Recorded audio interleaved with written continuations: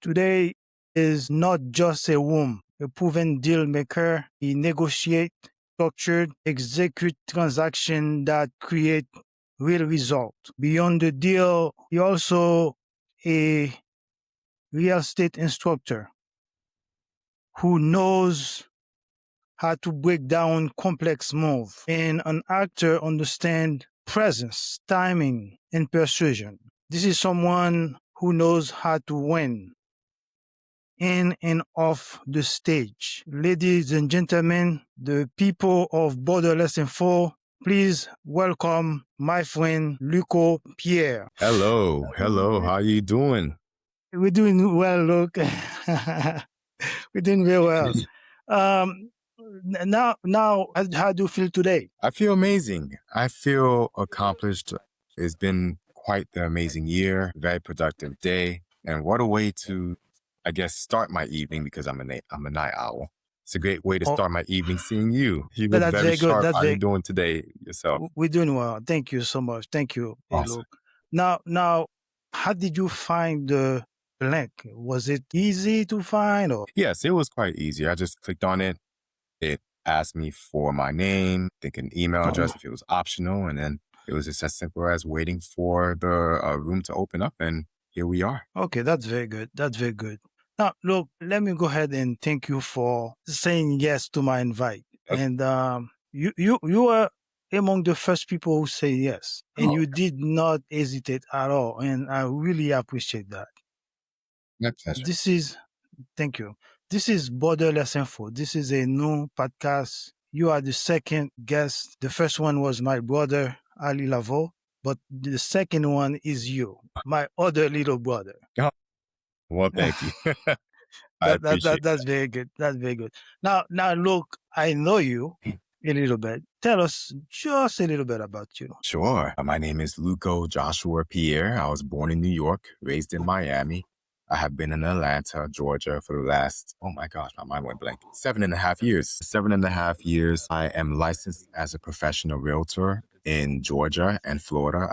I service both states in their entirety. I'm also a professional and trained actor for film and TV. I hold a master's degree in adult education and human resource development, as well as a bachelor's degree in communications. That's very good. That's very good. That's very good. Look, so today, what we're going to do, we're going to touch on your real estate skills, if I could say this like this, but we're also going to touch on your instructing skills plus your acting skill. We want to make it very short. Hopefully we cover a lot of ground with the question that I'm going to pose you. So you mentioned that you came from New York, right? Yes, Queens, New York. So when I first met you, I thought I was gonna meet with someone who speak fluent Creole. Then to find out that you barely speak Creole. And I will give you this. To please me, sometime you speak Creole for me. That's very good. Well, thank you. Growing up in a Haitian household, I don't know why it ended up being like this, but my mother would always speak to us in Creole and we would respond in English. So now as an adult, I wouldn't say necessarily now, but as an adult, I've made it a point to practice my Creole. So Creole more en lou, which means the Creole is kind of heavy, which I have been practicing. I service a lot of my clients in Haitian Creole. As a matter of fact, this year, I want to say about at least 25 to 50% of my clients spoke Creole. So, Okay. quand parler Creole avec si vous voulez, I've gotten a lot better. No.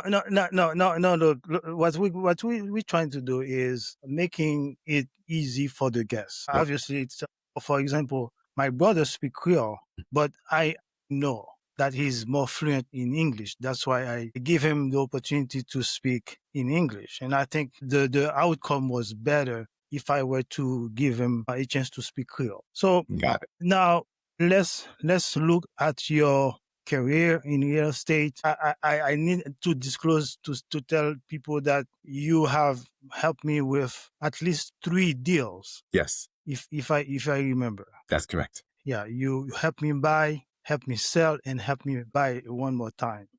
Yes, indeed. Just tell us about your journey as a real estate agent? I started back in 2020, so I'm over 5 years now.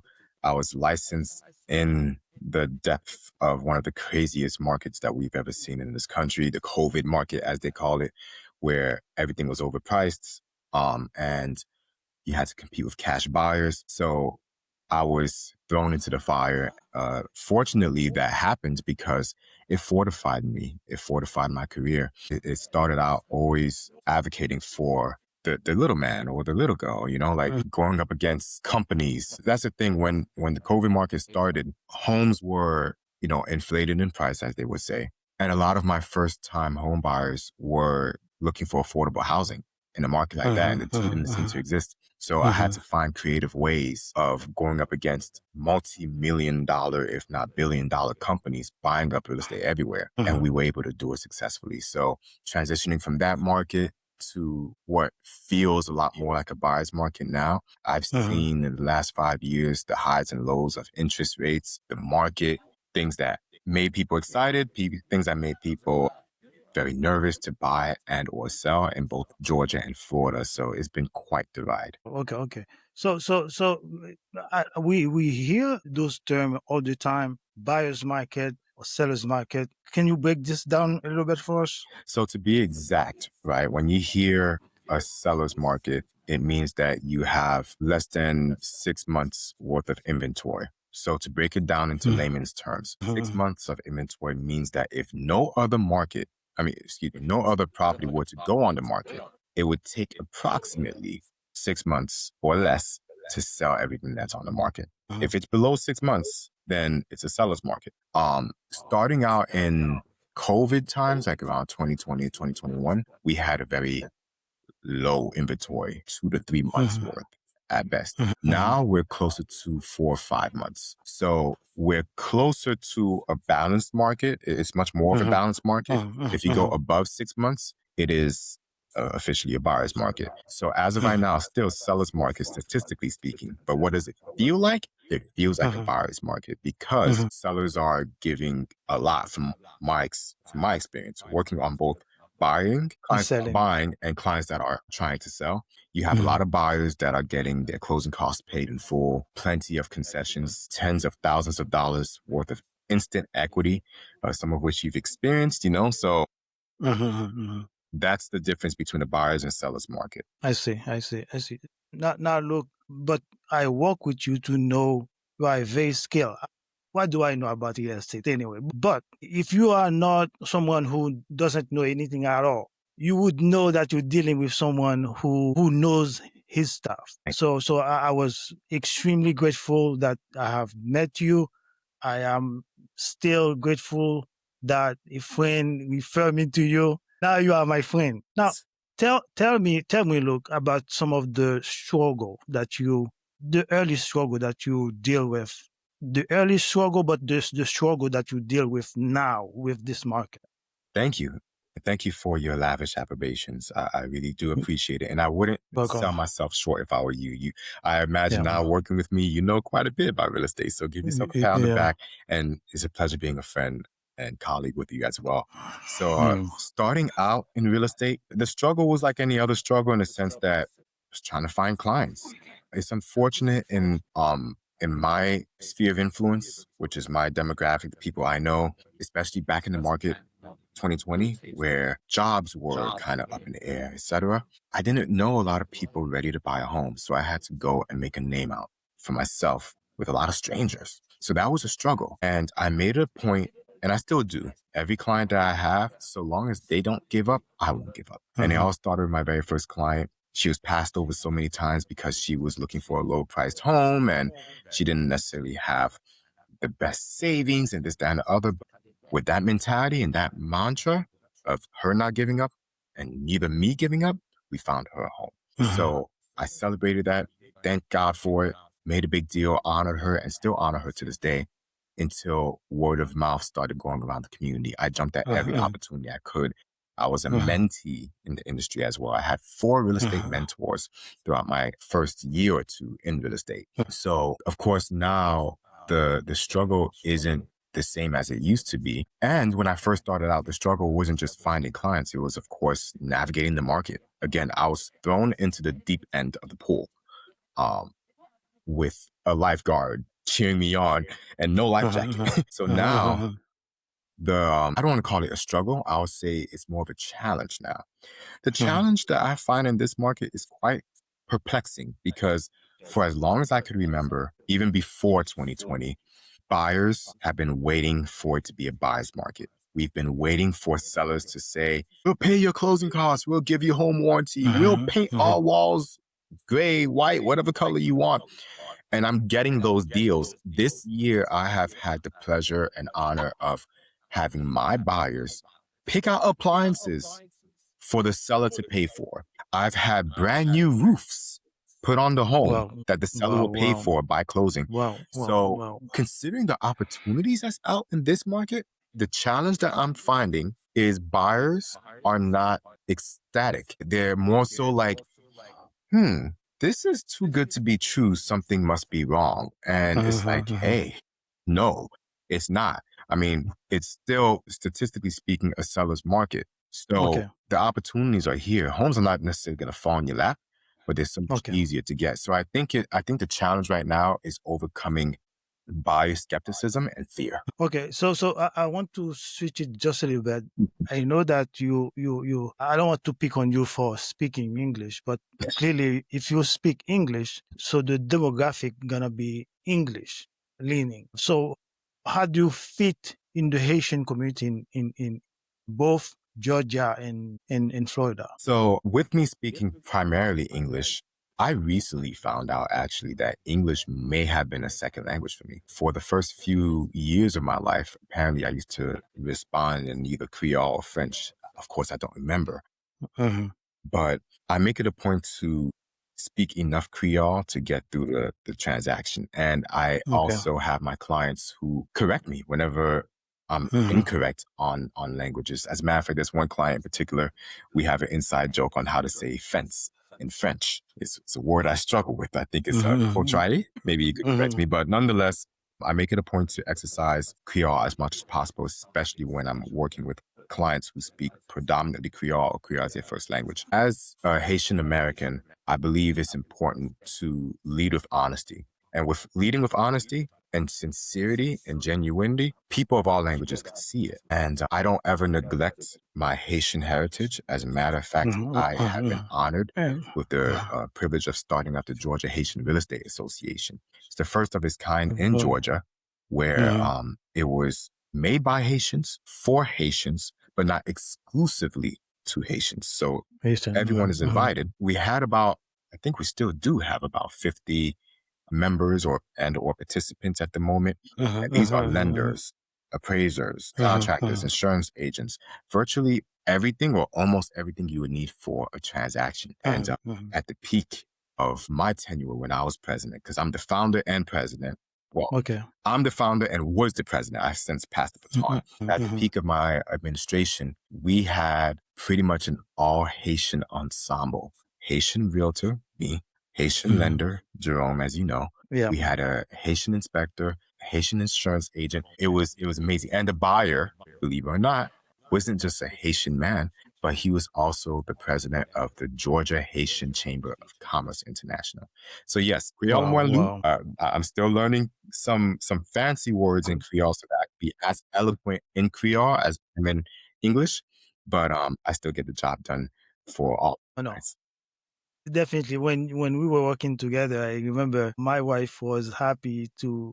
She didn't know that you didn't speak fluent Creole, but thank you so much for reaching out that way when you put your Creole and help us with that. Now let's switch it to to help you connect with the Haitian community because clearly there's gonna be a few of them that gonna look at.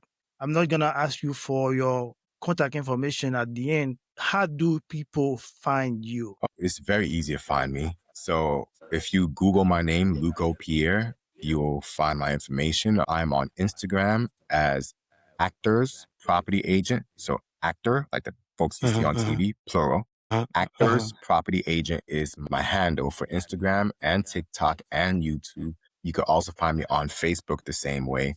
You could find me on LinkedIn with my actual name, Luco Pierre. And my phone number is 404-954-0774. I'll say in Creole, 404-954-0774. That's very good. That's very good, Luke. That's Thank very you. good. So look, now you are in this community working with Haitian, and you mentioned a group of Haitian real estate agents. What differentiates you from those people? Naturally, I work with you, and I would not want to do any deal with anybody but you. I know what differentiates you, but would you please tell people? Yes, sure. So, regarding the Georgia Haitian Real Estate Association, what made us flourish, especially as a young organization starting out, we didn't focus on the differences amongst us, but we focused on the similarities and what brought us together. Now, in regards to what differentiates me from most agents, I always tell my clients, hey, there's literally 1 million agents in the United States, with the bulk of them being in Atlanta, Georgia. So, what is my USP, my unique selling proposition? There's a few things. One, my background in education. It's one thing if you know a lot, it's another thing to be able to communicate it and teach it in such a way that even an eighth grader can understand. I always tell my clients, as I've told you and advised you, I'm an advisor, not a commander. And once we go under contract, meaning that we find a home that you want to buy, or a buyer finds your home that you want to sell, I'm not just your advisor, I'm your advocate. I'll go to bat for you. So in me doing that, I believe the best way to get to the closing table is to empower my client with as much information and knowledge to make the best decision for them and their family. So I always start off my client interactions and engagements with a meeting. Sometimes it's over lunch, sometimes it's through Zoom, but I break down the process with diagrams and everything, showing you the real estate process from where you are as a buyer hoping to buy or a seller Yeah. hoping to sell, all the way to the day that you get either the key, which I have a little prop right here. Yeah. So until you get the key or until you get the check if you're the seller.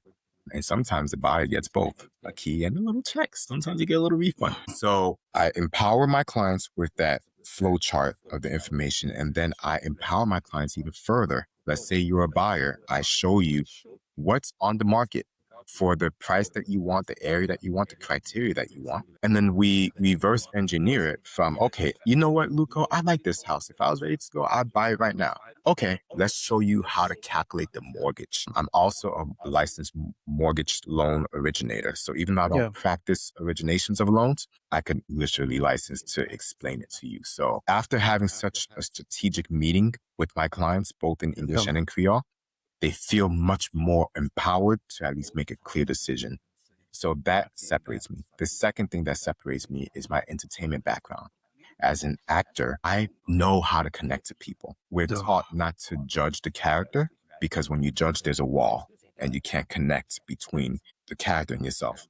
I bring those same principles into real estate. There are constant times where I've had clients who feel bashful that they don't have their credit, they don't have their savings, they don't have the job history, they don't have the debts resolved, or whatever the case may be. And I say to them, I am your day one realtor, which means that I'm not going to say, hey, go fix your life and then come back to me. I may not necessarily have the licensure to help you with your exact issues, whether they be personal or financial, but I know people who can, and I'm a praying man.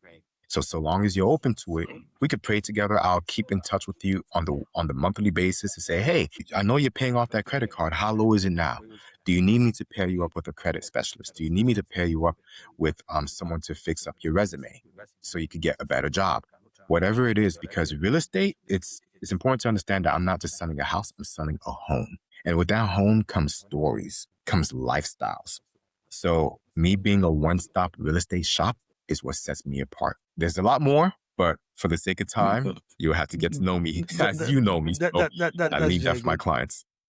That's very good, look. That's very good. Thank you. So look, I know that you are definitely. I mean, if people know you, they would know that you are telling the truth. Yes. All the way. I've experienced it. I see it. Thank you. As a matter of fact, my last encounter with you, if it was not for your skill, not just skill, but special skill, I don't think I would be successful at getting or acquiring this property. Thank you, But sir. absolutely. Now, today we know that we have a job market that is not stable, could say not stable, Right. but psychologically we can say as well that people are not feeling secure financially because you do not know what's going to happen. Even though some numbers are very looks good, but in reality, people are feeling that things are not going correct financially. So how do you balance the financial market right now or the job market right now with the opportunity to acquire a home now? It's an excellent question. You know, No. each case is different. There isn't a one size fits all. I think a lot of it has to do with your personal circumstances. I am never Mhm. the type of agent since day one. And you know my personal story. I was a Mhm. real estate agent, and by the time I started working with the public a whole lot, I didn't have a full time job. Like that was my full time job. And in full transparency, I didn't have that much money in the bank. Sometimes I was one paycheck away from potentially being late on payments. Even in those times, fortunately, it's not the case now, but even in those times, I always lead with honesty and integrity because I grew up being scammed by real estate agents and stuff. So with that background and promising to my current self, once my younger self, that I would not be that type of agent that's going to pressure people into situations that they shouldn't be in. I have advised clients, now's not the right time to sell. Or, you Mhm. know what? Considering your circumstances, I wouldn't buy. I've had, especially with this current presidents that we have and this president's administration, I've had clients that say, you know what, Luca, I was excited to buy, but considering that I am not a citizen or considering that I work for the VA or considering whatever the case may be, Mhm. I don't feel secure in my job and I don't know if this is the best time to buy. And I would tell them, first of all, I'll try to get a little bit more intel because if they have a good Mhm. nest egg, like a good safety fund and emergency Mhm. fund and stuff like that, then maybe the best decision, along with some other factors for some of those clients, was hey, go at it anyways. You know why? Because you're Mhm. paying rent and you're paying somebody else's mortgage. You're always going to be paying somebody's mortgage unless if you're living on rent or you're living in a paid off property. Or unless if you're in some type of trailer or mobile home that you don't have to pay any kind of overhead, you know? So if you're paying a high price rent of any kind, and then you have a good amount of savings and this, that, and the other, you generally speaking, of course, again, there's specifics that come into play that may be a monkey wrench that steers the conversation in a different area or in a different Mhm. direction. But generally speaking, you may be better off buying. You see, I'll give my own personal example. At the time that I became a full-time real estate agent, market was it was alright. It was like 2021, if I remember correctly. The job market wasn't necessarily strong, but it wasn't horrible either. Mhm. And those who were not working, they were happy because they were getting a lot of that unemployment benefit. Mhm. For me, it wasn't good because I didn't have a full time job. I had grown man bills or grown adult Mhm. bills. I Mhm. had the Mhm. mortgage, I had the car, and I still bought a home. You know why? Because I drew on a piece of paper 4 outcomes. I said, okay, I could rent an apartment, I could buy a condo, I could buy a house, or I could buy another kind of house that I could rent out the basement, etc. And after doing those scenarios, I found being in an apartment to be the most risky. And here's why. Back when I lived in Miami, I used to pay the rent 3 weeks in advance all Mhm. the time. And I even got to know the leasing office employees so well. We would give each other gifts. We'd have side Mhm. conversations. Mhm. I would even sometimes help them with some schoolwork and stuff. And one month in particular, I don't know what happened. The money was in my account, but I thought I paid it 3 weeks in advance. 3 days after the due date of the rent, I received a letter. I think it was posted on my door or through the mail, one of the two. It may have been posted on my door, and it said in big bold letters, "Govern yourself. You're now getting a $75 late fee, and if this isn't paid, Wow. in like I think by the 10th, Mhm. eviction process will start." So I thought, I've been in this apartment for 2 years straight, always paying early. I could be in this apartment for 30 years, always paying early. The day I am late, I will be kicked out the same month. I'm ready to level up. So when I bought this home that I'm sitting in now, I figured, okay, as somebody who lives by himself with just an unsteady paycheck type of job as an entrepreneur, let me get something that could pay for itself. And I have a basement that I run an Airbnb in. It's been helpful. It saved me in a few times, including when I got sick and I couldn't work. I was on bed Mhm. for a month. That Airbnb, by the grace of God, saved my tail. So I always advise clients, hey, look at your situation holistically. Yes, the job market isn't strong right now, but a home is an asset if you use it correctly. Correct, correct. Because clearly, what you're trying to teach us here is that buying real estate is a way of building wealth. Yes. Now, speaking of teaching, Luke, are you still teaching? I teach in different ways, but not academically and formally in that regard. Okay, okay, Everything I okay, do is okay. teaching essentially, but not in a scholastic setting.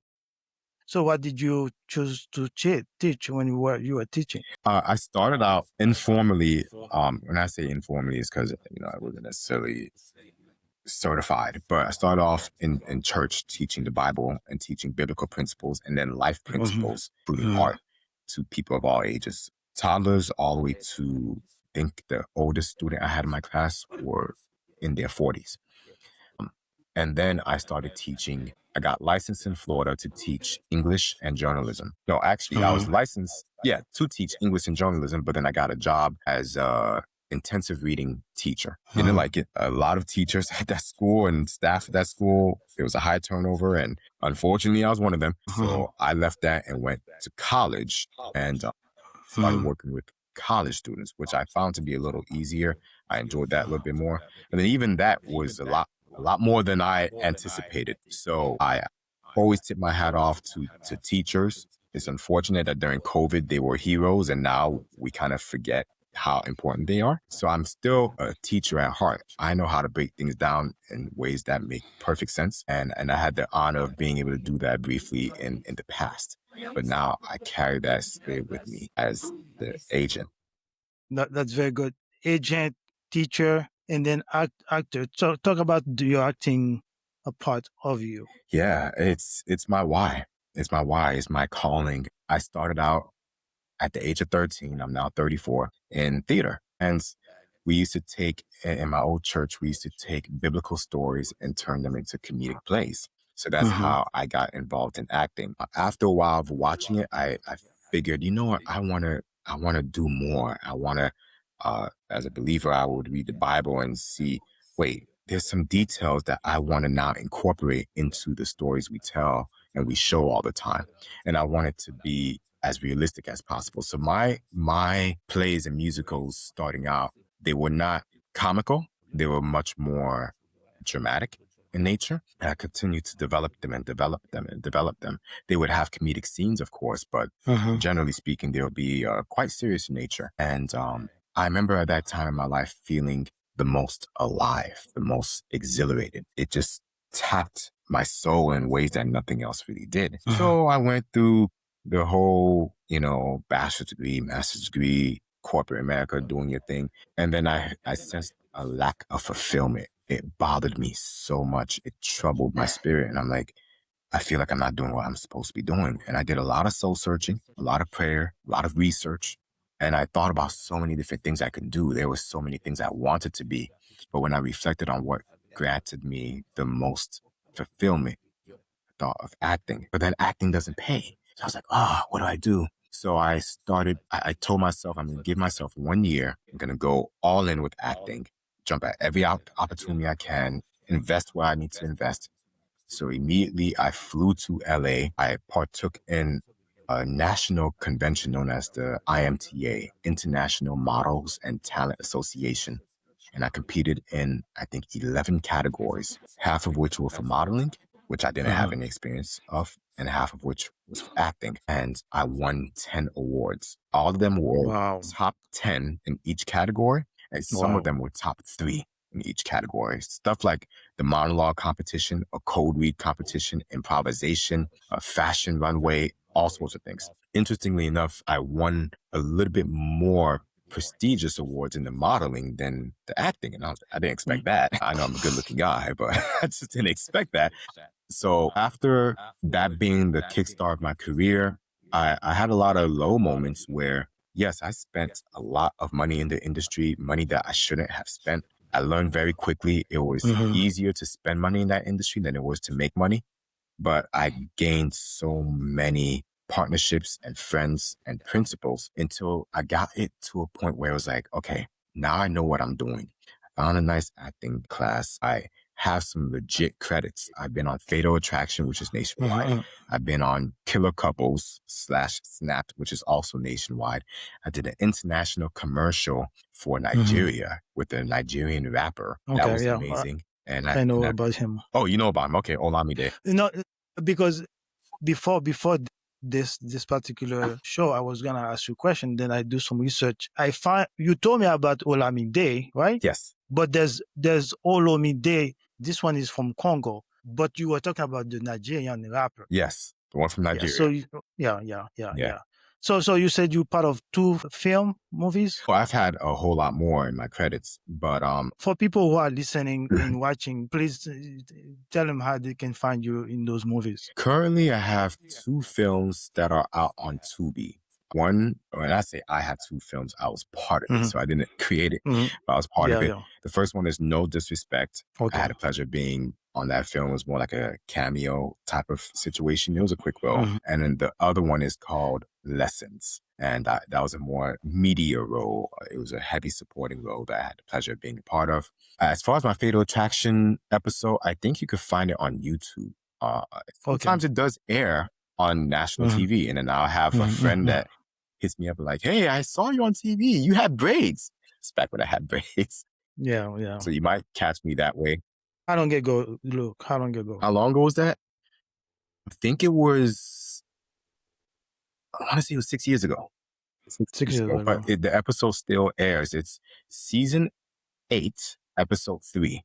Okay, that's good. Yeah, I don't know how it's that's good. And I do have Killer Couples.